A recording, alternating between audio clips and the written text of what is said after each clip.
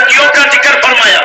دوسری آیت کریمہ یا ایھا الناس کلوا مما فی الارض حلالا طیبا. اے تمام لوگوں تم پاک اور رزق کھاؤ، حلال اور پاک رزق کھاؤ. یا ایھا الناس سے خطاب فرمایا یا ایھا الناس اتقوا ربکم الذی خلقکم. اے تمام لوگوں تم اپنے اس رب سے ڈرو جس نے تمہیں پیدا فرمایا. آپ پورا قرآن پڑھتے جاؤ. جب جب یا ایھا الناس سے خطاب فرمایا، اپنی ربوبیت کا اعلان فرمایا. یا ایھا الناس سے جب خطاب فرمایا، قیامت کی ہولناکیوں کا ذکر فرمایا. یا ایھا الناس سے جب خطاب فرمایا، قیامت کا ذکر فرمایا. یا ایھا الناس سے جب خطاب فرمایا تو عدل و مساوات سمجھایا. یا ایھا الناس سے جب خطاب فرمایا تب رد شرک فرمایا. یا ایھا الناس سے جب رب اعلیٰ نے خطاب فرمایا تو زندگی گزارنے کا ڈھنگ سکھایا وغیرہ وغیرہ. پورا قرآن پڑھ ڈالو. یا ایھا الناس سے ان تمام چیزوں کے بارے میں اللہ فرمایا. لیکن جب اللہ کے رسول مدینے میں آ گئے، مکے میں ایک مرتبہ بھی یا ایھا الذین آمنوا نہیں کہا. اے ایمان والو یہ نہیں کہا مکے میں. پورا قرآن پڑھ ڈالو. جب نبی مدینے میں آئے تو 89 مرتبہ 89 ٹائم 89 مرتبہ اللہ نے یا ایھا الذین آمنوا سے خطاب فرمایا. 89 مرتبہ یا ایھا الذین آمنوا. اور جب یا ایھا الذین آمنوا فرمایا تو ان تمام میٹر مواد کو تو بیان کیا، لیکن زور کس پر دیا ہے؟ ذرا وہ آیت کریمہ آپ سنیں. یا ایھا الذین آمنوا سے خطاب فرمایا تو زور کس پر دیا ہے؟ ان تمام میٹر مواد کا ذکر اللہ نے فرمایا، لیکن زور کس پر دیا؟ میں قرآن پڑھ رہا ہوں. یا ایھا الذین آمنوا لا تقولوا راعنا. اے ایمان والو نبی کی بارگاہ میں جب آیا کرو، مصطفیٰ کی بارگاہ میں بڑے ادب سے بیٹھا کرو اور میرے محبوب کی باتیں بڑے غور سے سنا کرو. اے ایمان والو محبوب کی بارگاہ میں یہ نہ کہا کرو یا رسول اللہ ہماری رعایت فرمائیے. قولوا انظرنا، بلکہ یہ کہا کرو یا رسول اللہ ہم پر نظر کرم فرمائیے. یا ایھا الذین آمنوا سے خطاب کر رہا ہے تو اپنے محبوب کا ادب سکھا رہا ہے. یا ایھا الناس کہہ کر ادب مصطفیٰ نہیں بتایا. اعلیٰ حضرت نے جو ہم کو سبق دیا، خدا کی قسم وہ سبق میں آپ کو سنا رہا ہوں. بریلی کے تاجدار نے جو سبق دیا وہ سبق آپ کو سنا رہا ہوں. انشاءاللہ بھی اخیر میں تھوڑی دیر میں گفتگو کروں گا، لیکن آپ بڑی توجہ سے قرآنی باتیں سنیں. اللہ تبارک و تعالی ارشاد فرماتا ہے یا ایھا الذین آمنوا، مصطفیٰ کا ادب بتا رہا ہے. بڑی توجہ سے سنیں. یا ایھا الذین آمنوا لا تدخلوا بیوت النبی الا ان یؤذن. اے ایمان والو نبی کے گھر میں بغیر اجازت کے داخل نہ ہونا. یا ایھا الذین آمنوا سے خطاب ہوتا ہے. اے ایمان والو نبی کے گھر میں بغیر اجازت کے داخل نہ ہونا. آگے اللہ فرماتا ہے میرے محبوب دعوت کر دے فادخلوا تو تم جاؤ. فَإِذَا طَعِمْتُمْ اور جب تم کھانا کھا چکو فَانْتَشِرُوا تو چلے جایا کرو. وَلَا مُسْتَانِسِينَ لِحَدِيثٍ باتوں سے دل نہ بہلایا کرو. آپ پہلے مفہوم سمجھ لو، یہ قرآن میں نے پڑھا ہے۔ جب نبی صحابہ کو دعوت کرتے، صحابہ کھانا کھا لیتے، بیٹھے رہتے، چہرے مصطفیٰ دیکھا کرتے تھے، ان کا دل نہیں کہتا چہرے مصطفیٰ ہم چھوڑ کر جائیں۔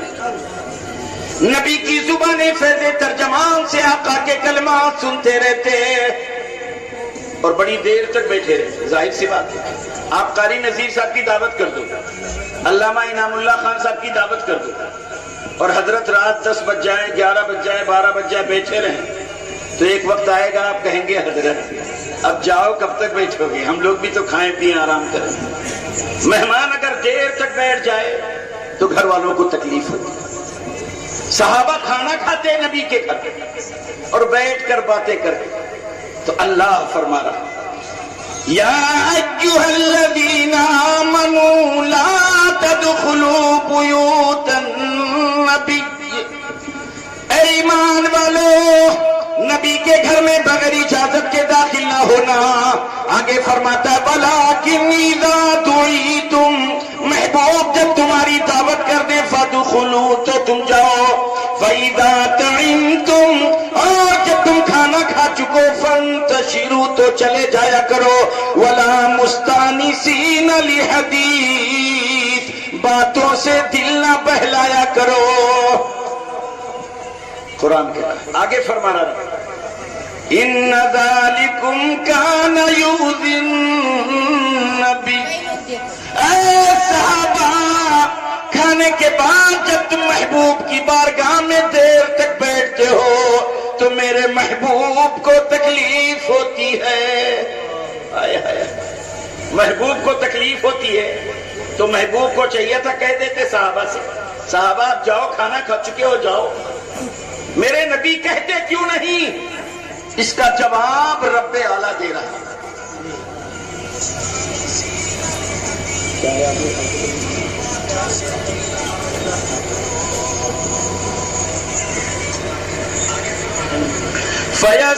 فَيَسْتَحْيِي مِنْكُمْ، اللہ ارشاد فرماتا ہے صحابہ میرے محبوب تم سے چونکہ نہیں کہتے ہیں چلے جاؤ، اس لیے کہ میرا محبوب تم سے حیا کر رہا ہے۔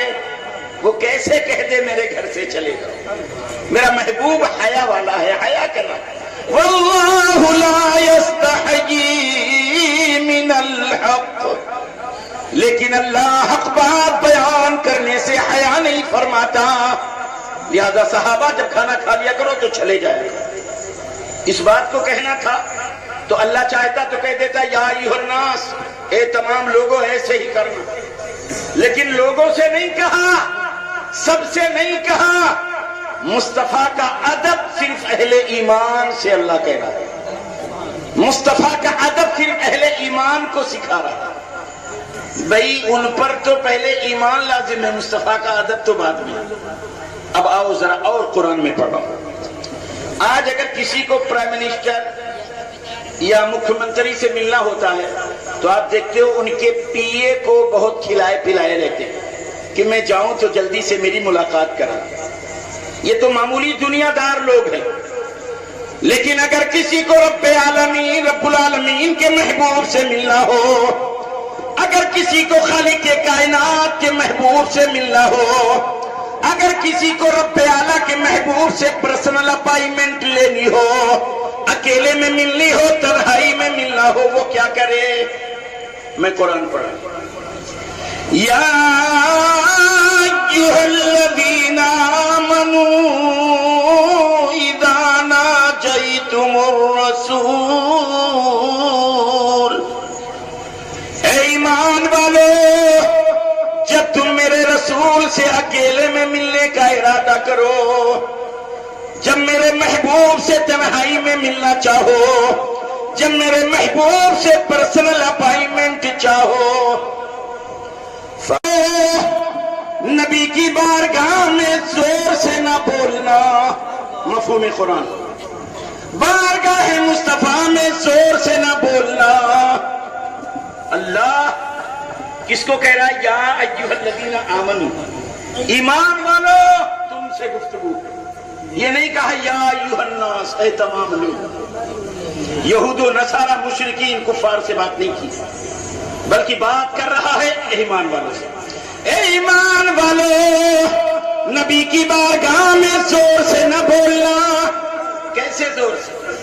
کجہری بعضکم لبعض، اس میں گفتگو کرتے ہو، کہیں محبوب کی بارگاہ میں نہ گفتگو کر لینا.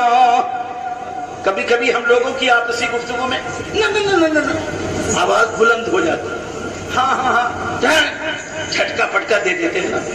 قرآن کہہ رہا ہے اے ایمان والو، نبی کی بارگاہ میں زور سے نہ بولنا جیسے آپس میں تم گفتگو کرتے ہو.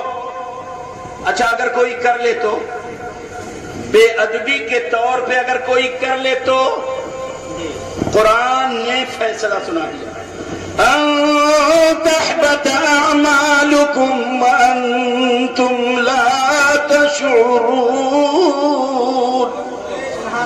تمہارے اعمال اکارت کر دیے جائیں گے، تمہارے سارے اعمال برباد کر دیے جائیں گے، تمہیں پتہ بھی نہیں چلے گا. اور ایک بات میں عرض کر دوں، علماء بیٹھے، جہاں بھی قرآن میں حبطت اعمالہم، ان تحبط اعمالکم، جہاں بھی محبوب عمل کے محبوب کی بات رب اعلیٰ نے کی، تو ایسا نہیں ہے کہ عمل برباد ہو گیا ایمان سلامت. اعمال اسی کے برباد ہوتے ہیں جس کے ایمان کا طوطا پھر ہو جائے. گویا تمہارے ایمان اکارت ہو جائیں گے، تمہارے اعمال برباد ہو جائیں گے.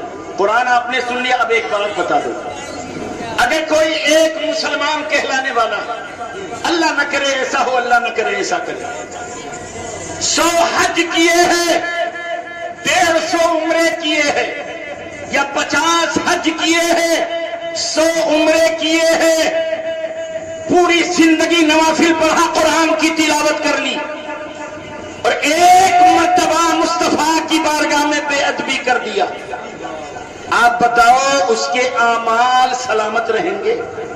ابھی آپ نے قرآن سنا، اب آپ فیصلہ خود دے لو کہ عمل کا وزن بھاری ہے یا مصطفیٰ کے ادب کا وزن بھاری ہے. تو آپ کہیں گے مصطفیٰ کا ادب کہاں اور عمل کا. آپ نے قرآن سن لیا، جہاں جہاں جب بھی رب اعلیٰ نے یا ایھا الناس سے خطاب فرمایا تو زندگی گزارنے کا ڈھنگ بتایا، یا ایھا الناس سے خطاب فرمایا رد شرک کیا، یا ایھا الناس سے خطاب فرمایا قیامت کی باتیں کی، یا ایھا الناس سے خطاب فرمایا اپنی ربوبیت کا اعلان فرمایا، یا ایھا الناس سے خطاب فرمایا عدل و انصاف سمجھایا، زندگی گزارنے کا ڈھنگ سمجھایا، رد شرک فرمایا. اور جب اللہ تبارک و تعالیٰ نے جن مومنوں سے گفتگو کرنا چاہا تو خاص کر کے ادب مصطفیٰ پر زور دیا. کوئی اللہ نے قرآن کے ذریعے قانون دے دیا.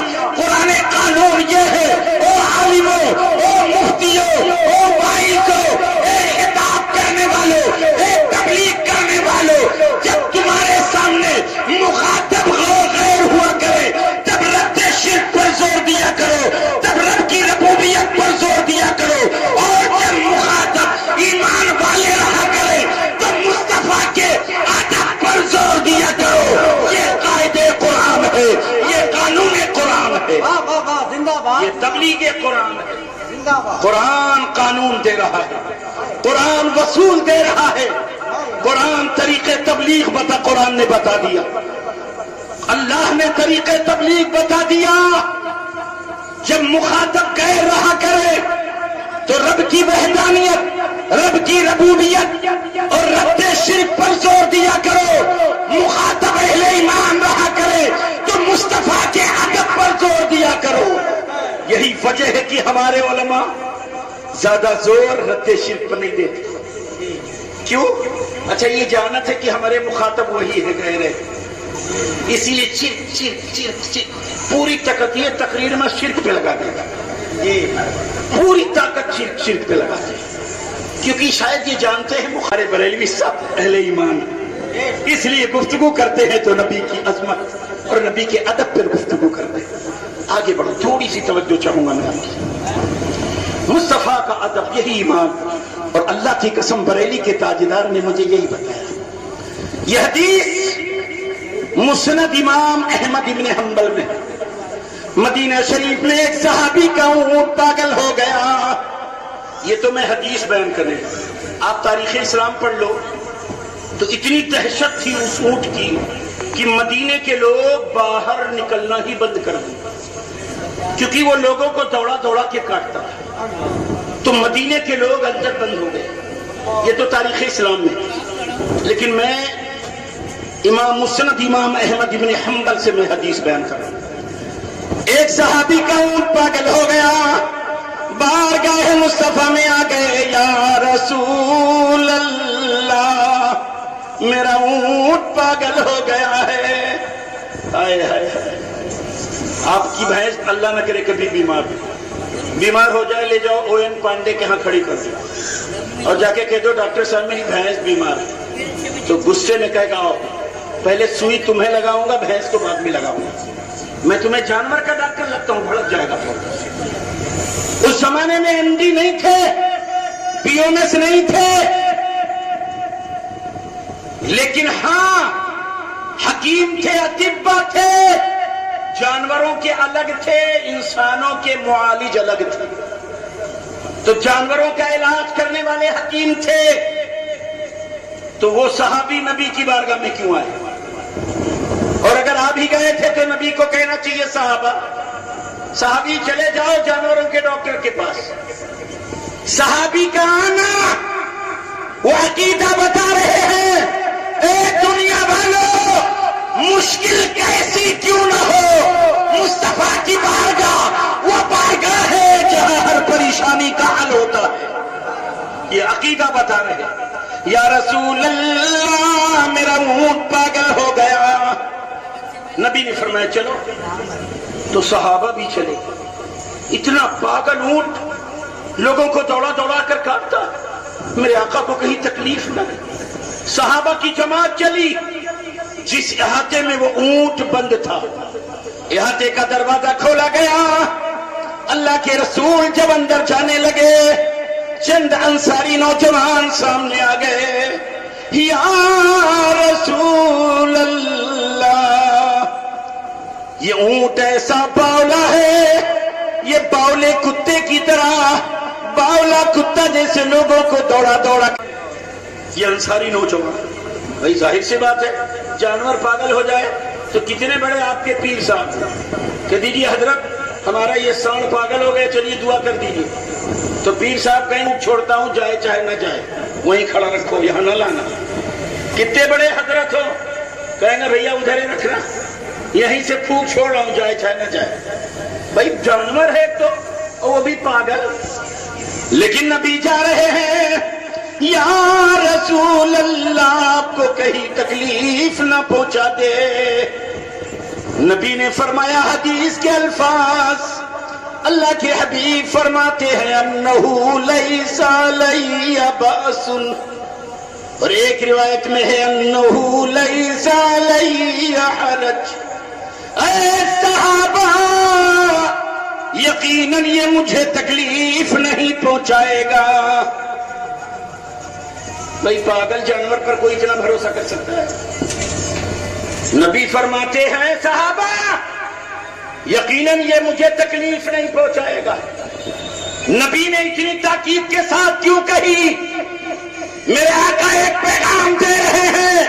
اے دنیا والوں سن لو، جانور کوئی کیسا کیوں نہ ہو، ارے جانور پاگل کیوں نہ ہو جائے، لیکن وہ بھی مصطفیٰ کا ادب جانے گا، نبی کا احترام جانے گا. زندہ باد زندہ باد. پاگل جانور ہوگا تب بھی نبی کا ادب جانے گا. یہ تو نبی نے فرمایا. اب ذرا حدیث پوری حدیث سنیں. اللہ کے حبیب اندر گئے. فَلَمَّا نَظَرَ الْجَمْلُ إِلَىٰ وَجْهِ رَسُولِ اللَّهِ، جب اونٹ کی نظر مصطفیٰ کے چہرے پر پڑی، فَقَدِمَ إِلَيْهِ، تو وہ اونٹ نبی کی طرف چلا. وَخَرَّ سَاجِدًا عَلَىٰ قَدَمَيْهِ، اور نبی کے قدم ناز میں سجدے میں چلا گیا. سبحان اللہ سبحان اللہ. پاگل تھا، پورے مدینے والے پریشان. لیکن حدیث کہتی ہے اونٹ کی نظر جب نظر چہرے مصطفیٰ پر پڑی، فقدم الیہ، نبی کی طرف چلا، وخر ساجدا علی قدمیہ، اور نبی کے قدم ناز میں سجدے میں چلا گیا، سجدے میں پڑا. آج اگر ہم لوگ ایسے جانور کو قابو کر لیں تو کود کود کر آئے تک کرسی پڑتی کہ اٹھے تو خیریت رکھے کہ نہ رکھے. بچاؤ کی تمام تدبیر ہم کریں گے، لیکن اللہ کی قسم حدیث پڑھ لو، نبی نے کوئی آیت قرآنی نہیں پڑھی، اللہ کے رسول نے کوئی دعا نہیں پڑھی، بلکہ حدیث کے الفاظ ہیں فَأَخَذَ بِنَاصِيَتِهِ، نبی محترم نے اس کی پیشانی کو پکڑ لی، سجدے میں، قدم ناز میں سجدے میں پڑا. میرے آقا نے پیشانی پکڑی، ارشاد فرمایا اے اونٹ جا اپنا کام کیا کر. اونٹ بڑے ادب سے اٹھا اور اپنے کام میں لگ گیا. مصطفیٰ کا ادب ایمان ہے، اسی کو بریلی کے تاجدار نے بتایا.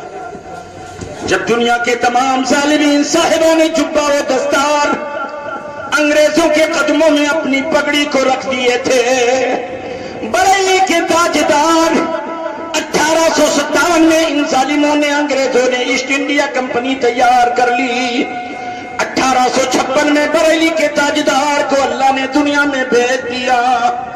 پورے ہندوستان کے اندر جب مسلمانوں کے راج پر انگریز حملہ کر رہے تھے، ان کی معاشی حالات کو تباہ و برباد کر دیا جائے، انگریز کی اور مسلمان کی پہلی جنگ سراج الدولہ بھاگلپور، پھر جنگ نظام آباد حیدرآباد، پھر جنگ لکھنؤ نواب واجد علی. پوری تاریخ ہندوستان پر لو، جہاں جہاں مسلم راج تھا انگریزوں نے حملہ شروع کر دیا. دوسری طرف سے صاحبان جبہ و دستار کو خرید لیا، بڑے بڑے ان کے مولوی بکنے لگے. اشرف علی تھانوی کو 600 روپیہ مہینہ انگریز دینے لگا، قاسم نانوتوی کو 650 روپیہ مہینہ دیوبند میں پہنچنے لگا. تمام علماء دیوبند بک رہے. یہ ظالم انگریزی حکومتوں کے تلبے چاٹ گئے اور مصطفیٰ کی بارگاہ میں معاذ اللہ بے ادبیاں کرنی شروع کر دی. گندے کتاب، گندے عقائد و نظریات اپنی کتابوں میں بھرنے لگے. خدا کی قسم اللہ نے بریلی میں امام احمد رضا کو پیدا فرمایا. چاروں طرف سے حملے ہو رہے تھے، لیکن امام خدا کی قسم ہر طرف سے حدیث و قرآن کی روشنی میں ظالموں کے دانت کھٹے کر رہے تھے، ہر حملے کا جواب دیتے رہے. یہاں تک کہ کوئی میدان ایسا نہیں بریلی کے تاجدار نے جس میدان کو سر نہ کر لیا. لیکن بریلی کے تاجدار جب 1921 میں اپنے رب اعلیٰ سے جا ملے تو 1900 بڑی تیز آندھی چلائی گئی. یہ آج کی اسکیم نہیں ہے، آج مسلمانوں سے کہہ رہے ہیں ہندو ہو جاؤ. یہ تو سرکار مفتی اعلیٰ حضرت کے بعد 1922 میں شدید اندولن چلی، جس کا ہیڈ کوارٹر آگرہ تھا. وہ کہا تھا میدان خالی ہے، احمد رضا دنیا سے جا چکے ہیں، لیکن ان ظالموں کو نہیں معلوم احمد رضا کا لخت جگر جس کو دنیا سرکار مفتی اعظم کہتی ہے وہ جلوہ گر ہیں. سرکار مفتی اعظم ہند بریلی شریف سے بیل گاڑی پر سوار ہوتے ہیں آگرہ کے لیے. جسم کا کونا کونا کٹ، راستے ایسے نہیں تھے، بیل گاڑی چلتی ہے راستہ خراب ہوتا ہے، کہیں ادھر کٹ جائے کہیں ادھر کٹ جائے، ادھر کٹ جائے ادھر کٹ جائے. برہان ملت فرماتے حضور کوئی چیز کرایہ پہ لے لی جائے آپ کو بڑی تکلیف ہوتی ہے. سرکار مفتی اعظم فرماتے ہیں برہان ملت کل قیامت میں میرے نبی نے پوچھ لیا، میرے نواسوں نے دین کی اسلام کی حفاظت کے لیے میدان کربلا میں انہوں نے اپنی جان پیش کر دی. اے مصطفیٰ رضا خان تم نے نبی کی حفاظت کے لیے کیا کیا؟ ایک معمولی زخم بھی نہ برداشت کر سکے. میں نبی کے سامنے کیا جواب دوں؟ یہ مفتی اعظم، یہ امام احمد رضا فاضل بریلوی کہ تاجدار بریلی کے تاجدار کے شہزادے ہیں، یہی مفتی اعظم. بس میں اپنی تقریر زیادہ سے زیادہ 10 منٹ اور لے کے چلوں گا، کیونکہ ہمیں مناظر اہل سنت کا خطاب سننا ہے اچھے ٹائم پہ، بھرپور طریقے سے، بڑی توجہ سے سنیں. جب ایک لڑکی سرکار مفتی اعظم ہند کے علیہ رحمہ کے یہاں پیدا ہوئی، پھر دوسری بچی پیدا ہوئی، ایک عالم نے کہہ دیا اے کاش مفتی اعظم کے یہاں اس مرتبہ لڑکا پیدا ہوا ہوتا. سرکار مفتی اعظم ہند کی آنکھوں میں آنسو آ گئے، عالم گھبرا گئے. حضور میں نے کوئی گستاخی نہیں کی، کوئی بے ادبی نہیں کی، میرا مقصد یہ تھا اگر کوئی لڑکا ہوتا تو دین مصطفیٰ کی خدمت زیادہ کرتا، اگر کوئی لڑکا ہوتا مسلک اعلی حضرت کی حفاظت زیادہ کرتا، دین اسلام کی خدمت زیادہ کرتا. سرکار مفتی اعظم ہند کا جواب کیا تھا؟ بڑی توجہ سے سننا. سرکار مفتی اعظم ہند فرماتے ہیں اے عالموں، کیا تمہیں نہیں معلوم میرے آقا صلی اللہ علیہ وسلم کا کوئی لڑکا دنیا میں نہیں رہا، کوئی لڑکا رسول پاک صلی اللہ علیہ وسلم کے زندہ نہ رہے، کوئی شہزادے نہ رہے. اور جب نبی کے دین کی حفاظت کی بات آئی تو رسول اللہ کے نواسے نے میدان کربلا میں اپنی جان دے کر دین کی حفاظت کی تھی. ہماری بھی کوئی اولاد نہیں ہے، لڑکا تو نہیں ہے، لیکن مصطفیٰ کے دین کی حفاظت کی بات آئے گی تو میرا نواسا رسول اللہ کے دین کی حفاظت کرے گا. اشارہ ہے تاج الشریعہ کی طرف کہ میرا بھی نواسا، میرا نواسا جس طرح رسول اللہ کے نواسے نے دین اسلام کی حفاظت کی، ایسے ہی میرا نواسا مقصود ہے تاج الشریعہ، وہ مسلک حقہ کی حفاظت کرے گا، مسلک اعلی حضرت کی حفاظت کرے گا. خدا کی قسم. اور اعلی حضرت کوئی معمولی شخصیت نہیں. آپ وارث پاک کو پڑھتے رہتے ہو، یہ وہ وارث پاک ہیں 7 برس کی عمر میں جو حافظ قرآن ہو گئے تھے. 7 برس کی عمر میں، اور صرف حافظ قرآن نہیں، قاری سبا ہو گئے تھے. سبحان اللہ. قاری نذیر صاحب بیٹھے، پوچھو قرأت سبا کرنے کے لیے 5 سال کا کورس ہے، لیکن تمہارے ساری دنیا کے وارث پاک 7 برس کی عمر میں حافظ قرآن ہو گئے، قاری سبا ہو گئے. اللہ کی قسم. اور کہاں جب جاتے وارث پاک پڑھنے تو استاد ان سے کام کراتے، تو گاؤں کے لوگ کہتے حضرت خیر النساء نے اپنے پوتے کو لے کے آئی ہیں، دادی پرورش کر رہی ہے، ماں باپ دنیا سے جا چکے. خیر ہوا، مجھے میرا مقصد کیا، میں بھی 2 منٹ میں پہنچ رہا ہوں. حضور وارث پاک استاذ کے پاس گئے، کام لے رہے ہیں. گاؤں والے کہہ رہے ہیں استاذ آپ حضرت سو. خیر النساء نے اپنے بیٹے وارث پاک کو آپ کی بارگاہ میں بھیجا پڑھنے کے لیے، آپ ان سے کام لیتے ہو. استاد کہہ رہے لوگوں سنو، میں شروع کرتا ہوں جب سبق تو یہ بچہ وارث پاک ختم کر دیتا ہے، اور یہ بچہ حافظ قرآن قاری قرآن ہو گیا. ہاں اچھا، مولانا لوگ تنقیدی نظر بہت رکھتے ہیں، یہ حضرت لوگ جس کو مان لیں سب لوگ بہت بڑی شخصیت ہے، ورنہ حضرت لوگ جلدی نہیں مانتے. قاری لوگوں نے کہا کیسے ہو سکتا ہے 7 سال کی عمر میں حافظ قرآن اور قاری قرآن، وہ بھی قرأت سبا کے ساتھ؟ ہم نہیں مانتے. چلو اگر ایسا ہے تو وارث پاک کا ہم امتحان لیں گے. بڑے بڑے قرآ حضرات آ گئے، بڑے بڑے علامہ، بڑے بڑے قاری آ گئے. وارث پاک سے فرمایا، ایک بڑے عالم نے، اے بیٹے مصری لہجے میں ذرا قرآن سنا دو. اللہ کی قسم مورخین لکھتے ہیں وارث پاک جب مصری لہجے میں قرآن پڑھ رہے ہیں، فضائیں لگ رہا تھا رک گئی ہو، ہوائیں رک کر قرآن سن رہی ہو، زمین کا ذرہ ذرہ اپنی جگہ ٹھہر گیا ہو. یہ وارث پاک. لوگوں نے کہا حضور وارث پاک، لوگ جب مکہ المکرمہ میں جاتے ہیں کعبۃ اللہ نگاہوں کے سامنے ہوتا ہے، سب لوگ احرام میں ہوتے ہیں، آپ ہر وقت احرام کیوں پہنتے ہیں؟ وارث پاک نے فرمایا اے لوگوں، خدا پاک کی قسم، ایک آن کے لیے میری نگاہوں سے خانے کعبہ اوجھل نہیں ہوتا ہے، ہر وقت خانے کعبہ نگاہوں کے سامنے ہوتا ہے، میں کیسے احرام اتار دوں؟ وہ وارث پاک نے کیا فرمایا؟ خادم نے کہا حضور وارث پاک مولانا احمد رضا بریلی سے آئے ہیں۔ ہائے ہائے ہائے، کیا کہا؟ حضرت مولانا احمد رضا بریلی سے آئے ہیں۔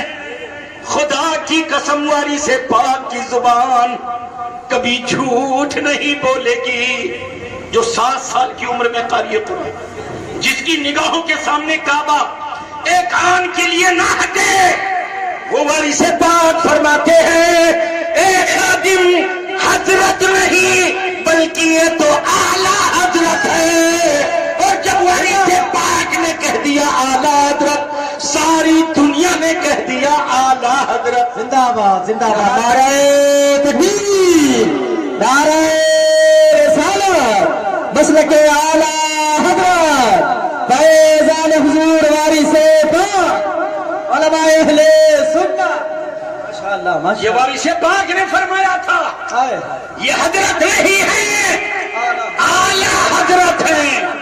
آج ساری دنیا کہتی ہے اعلیٰ حضرت۔ اللہ کی قسم میں تحدیث نعمت کے طور پہ بتا دوں، افریقہ میرا جانا کئی مرتبہ ہوا، افریقہ، زامبیا، موزمبک، ملاوی، نیروبی، روانڈا، ایتھوپیا۔ اچھا، وہاں کے جو آؤٹ ایریا ہے، دیہات کا ایریا، انہیں نہ کھانے کا طریقہ، نہ پینے کا طریقہ، نہ پہننے کا ڈھنگ، نہ کوئی بات سمجھتے ہوئے، کچھ بھی نہیں جانتے۔ اب جب کوئی عالم تقریر کرتا اردو میں تو وہاں ٹرانسلیشن انگلش میں ترجمہ کرتے تھے۔ جب وہاں تقریر ہوتی ہے اللہ کی قسم وہ کچھ نہیں سمجھتے، اور ہماری ایک سوچ ہوتی ہے، اللہ کی قسم میں اپنی سوچ بتاتا، حرارے جب جانا ہوتا ہے اگر مسلسل فلائٹ چلے تو 13 گھنٹہ لگتا، ورنہ ہم لوگ 17 گھنٹے میں پہنچتے۔ آپ وایا دبئی ہو کے جاؤ تب بھی دبئی سے 6.5 گھنٹہ لگے، آپ کینیا ہو کے جاؤ تب بھی آپ کو قریب 17 گھنٹے لگے، آپ روانڈا ہو کے جاؤ تب بھی قریب 17 گھنٹے لگے، کسی ایتھوپیا سے ہو کے جاؤ تب وہ 17 گھنٹے لگیں گے۔ ایک سوچ ہوتی، کہاں ہے ہندوستان اور کہاں یہ افریقہ کے جنگلات، یہ جنگلی لوگ؟ کیا یہ لوگ اعلیٰ حضرت کو جانتے؟ یہ کالے کلوٹے لوگ جنہیں کسی چیز کی تہذیب نہیں، کسی چیز کی تربیت نہیں، یہ مولانا احمد رضا جو ہندوستان کے ہیں شاید یہ نہیں جانتے ہوں گے۔ اللہ کی قسم ہماری بولی وہ نہیں جانتے، لیکن جب اعلیٰ حضرت کا نام لیا جاتا تو وہ نعرے لگاتے تھے، یقین پکار کر کہنے لگا وادی رضا کی جو ہے ہمانا رضا کا ہے، اور جس سمت دیکھیے وہ علاقہ رضا کا ہے۔ نعرہ تکبیر، مسلک اعلیٰ حضرت، عظمت سرکار اعلیٰ حضرت، عظمت سرکار اعلیٰ حضرت۔ یہ بریلی ہے، اور بریلی کے شہزادے سرکار مفتی اعظم نے کتنے سال تک آپ نے شدی آندولن کے خلاف محنتیں کی، 12 سال تک مسلسل بیل گاڑی سے چلتے رہے، یہ شدی آندولن کے لوگ کرتے رہے، مسلمانوں کو کافر بناتے رہے، لیکن میرا مفتی اعظم خدا کی قسم جس علاقے میں جاتا جو لوگ اسلام سے پھر گئے تھے وہ بھی کلمہ پڑھ رہے تھے، اور جو غیر ہوتے تھے وہ بھی کلمہ پڑھتے تھے۔ 12 سال میں سرکار مفتی اعظم نے کبوں پہ 6 لاکھ لوگوں کو کلمہ پڑھایا ہے، یہ بریلی کا ہے۔ اور جب آتے ہیں دیکھتے ہیں ان کے شہزادے کو جس کو دنیا اختر رضا کہتی، خدا کی قسم بریلی نے کبھی ضمیر کا سودا نہیں کیا، بریلی نے کبھی اسلام کا سودا نہیں کیا، بریلی نے ہمیشہ وہی کہا جو اللہ اس کے رسول کا فرمان۔ اسٹوڈنٹ لائف، طالب علموں کی زندگی عجیب ہوتی ہے، ہمارے میں مفتی اعظم ہند فرماتے ہیں طلبا کی قوم سے اللہ بچائے. حضور مفتی اعظم ہند کا فرمان طلبا کی قوم سے اللہ بچائے، لیکن انہی سنگریزوں میں ہیرے بھی ہوتے ہیں. ہائے ہائے ہائے، عجیب ہوتی ہے، لیکن یہی تاج الشریعہ کا نور نظر، یہی تاج الشریعہ جسے دنیا آج کہتی ہے. یہ جب جوانی کی دہلیز پر تھے اور آپ مصر میں پڑھ رہے تھے، جامعہ ازہر یونیورسٹی میں پڑھنے والا اسٹوڈنٹ، عجیب و غریب زندگی ہوتی ہے، لیکن بریلی کے شہزادے کی زندگی عجیب ہے. چند ہی دنوں میں پورے انڈیا کے لڑکوں نے بریلی کے اس عظیم نوجوان کو اپنا قائد بنا لیا، اپنا رہبر بنا لیا، اپنا کمانڈر بنا لیا، اپنا سر کا تاج بنا لیا. اور اسی زمانے میں آپ کو یاد ہوگا اور نہ یاد ہو تو نیٹ کھول لو، دیوبند میں 100 سالہ جشن ہوتا، 100 سال پر دستار ہوتی، 100 سال پر. کتنے بیچارے مر کر جہنم میں چلے جاتے تب دستار ہوتی. اور آپ نیٹ کھول کے دیکھ لو، 100 سالہ جشن ہوا تھا اندرا کے زمانے میں. وہ جب اندرا گئی تھی دیوبندیوں کے اسٹیج پر دیوبند، آپ نیٹ کھول کے دیکھ لینا تب مجھ پر یقین کرنا. سارے علماء اسٹیج پہ بیٹھے، بڑے اوپر کرسی ہے، پرائم منسٹر اس پر بیٹھے. اس کے صبح جو پیپر کی ہیڈنگ آئی تھی، اوپر ساڑی نیچے داڑھی، یہ پیپر کی ہیڈنگ آئی تھی. اور سارے وہابی مولوی اندرا کو سب کچوا کی طرح دیکھ رہے ہیں. یہ دیوبند ہے، لیکن یہی نوجوان، یہ بریلی کا شہزادہ، امام احمد رضا کا نور نظر، جس کو دنیا اختر رضا کہتی ہے، جب اندرا گاندھی گئی مصر اور یونیورسٹی میں گئی، جامعہ ازہر میں گئی، تو جامعہ ازہر کے وائس چانسلر نے کہا، اے ہندوستان کی پی ایم صاحبہ، انڈیا کے بہت سے بچے پڑھتے ہیں، کیا تم ان سے ملنا چاہو گی؟ اندرا نے کہا کیوں نہیں، ہمارے ملک کے بچے ہیں، انہیں بلا دو، ہم ان سے باتیں کریں گے، ان کا کچھ ڈیمانڈ ہوگا اس کو ہم پورا کریں گے، ان بچوں کو ہم لائک کریں گے. الغرض وائس چانسلر نے اطلاع بھیجوائی، انڈیا کے جتنے بچے ہال میں آ جائیں. سارے بچے ہال میں جمع ہو گئے. وائس چانسلر نے کہا، اے انڈیا کے بچوں، تمہارے ملک کی پرائم منسٹر آئی ہوئی ہے، چلو تم ملاقات کر لو، تمہارا جو ڈیمانڈ ہوگا تمہاری پی ایم پورا کریں گی، تم جو چاہو گے تمہاری پی ایم تمہاری چاہت پوری کریں گی. انڈیا کے بچوں نے کہا، پہلے ہمارا کمانڈر آگے جائے گا، پیچھے ہم چلیں گے، ہمارا رہبر آگے چلے گا، پیچھے ہم چلیں گے، ہمارا کرنل آگے چلے گا، پیچھے ہم چلیں گے. وائس چانسلر نے کہا، تمہارا کمانڈر کون ہے؟ کہا ہمارا کمانڈر اختر رضا ہے. اللہ سمجھ، بلاؤ اختر رضا کو. اختر رضا یونیورسٹی میں پڑھ رہے ہیں، آ رہے ہیں. وائس چانسلر نے کہا، بیٹا اختر رضا، وہ بریلی کے شہزادے تمہارے ملک کی پی ایم آئی ہوئی ہے، وہ تم سے ملنا چاہتی ہے، تمہارا جو بھی ڈیمانڈ ہے تم جو چاہو گے وہ پورا کریں گی، چلو ملاقات کر لو. بریلی کے شہزادے نے کہا تھا، اے وائس چانسلر، ہماری شریعت اجازت نہیں دیتی ہے، ہماری نگاہ کسی غیر عورت کو دیکھے، خدا کی قسم ہماری شریعت اجازت نہیں دیتی، اس لیے ہم نہیں جائیں گے پی ایم سے ملنے. دیکھو یہ بریلی ہے، یہ دیوبند ہے، دونوں میں فرق دیکھ لو.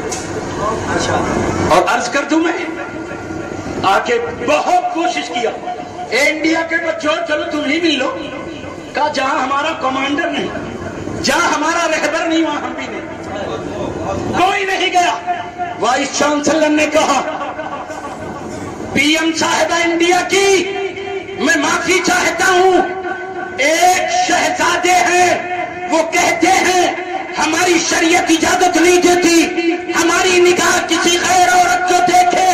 اندرا نے برجستہ کہا تھا، اے وائس چانسلر، ارے وہ شہزادہ کہیں بریلی کا تو نہیں ہے، اگر کوئی خانوادہ شریعت کا اعلان کرتا ہے تو وہ بریلی ہے، بقیہ ساری خانقاہ خامخواہ ہے. زندہ باد. نعرہ تکبیر، نعرہ رسالت، جشن عید میلاد النبی، فیضان حضور سرکار تاج الشریعہ، علماء اہل سنت. بس 1 منٹ کی بات اور ابھی جب ایک پنڈوا چاروں طرف پورے ہندوستان میں چلانا معاذ اللہ قرآن کی بے حرمتی کر رہا تھا، رسول اللہ کی شان میں بے ادبی کر رہا تھا، فیس بک پر کتے کی طرح بھونک رہا تھا، ساری خانقاہیں سن رہی تھی، ساری دنیا سارے ہندوستان کے علماء بھی سن رہے تھے، سارا زمانہ سن رہا تھا، سارے لوگ آنکھوں میں آنسو رکھتے، قرآن کی بے عزتی کر رہا ہے، صاحب قرآن نبی کی بے عزتی کر رہا ہے، اللہ کی شان کی بارگاہ میں،